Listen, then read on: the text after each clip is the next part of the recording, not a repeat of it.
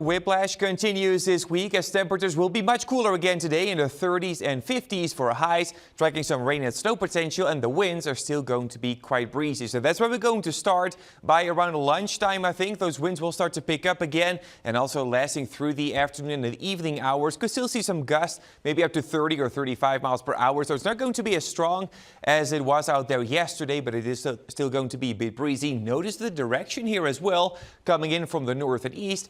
That's going to be a problem, and we're going to talk about that right now because we're tracking some moisture moving on in along a cold front that's bringing in cloud cover from the north, and around lunchtime as well. Coincidentally, we're tracking the development of a couple of showers around the Pikes Peak region, rain and snow showers, because the temperatures initially will be quite mild to support some melting going on. Also for the southern I-25 corridor towards the evening hours as that moisture is pushing up against the Raton Mesa out there, again with those upsloping northeasterly winds. But as more and more cold air will start to move on in, there will be more of a transition to snow that is going to stick around as well. So this is 5 p.m. around the evening commute. I do anticipate some issues around the Pikes Peak region. And as we go on into the evening hours, all that last remaining rain is going to transition over to snow. Heavy snow at times overnight for the southern I-25 corridor. That's going to continue into Saturday morning. Eventually, by early tomorrow afternoon, that's all going to move on out of the way, and we should be dry again.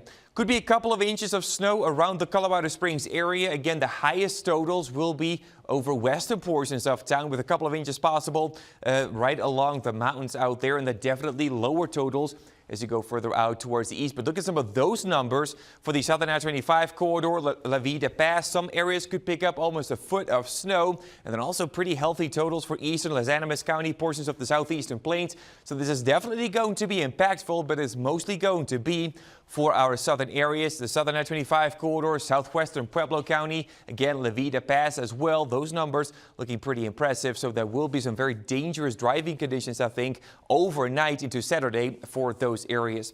The temperatures, though, will start to increase again as we go on into the weekend and early next week. Lots of sunshine, 60s and 70s are ahead as we go on into early next week, and also the rest of next week looking pretty good. Mostly dry, plenty of sunshine, temperatures in the 60s, and also for Pueblo, Canyon City, Woodland Park, nice weekend ahead, and also next week mid to upper 70s possible for Pueblo on Monday, and also the rest of next week looking mostly sunny and pretty mild.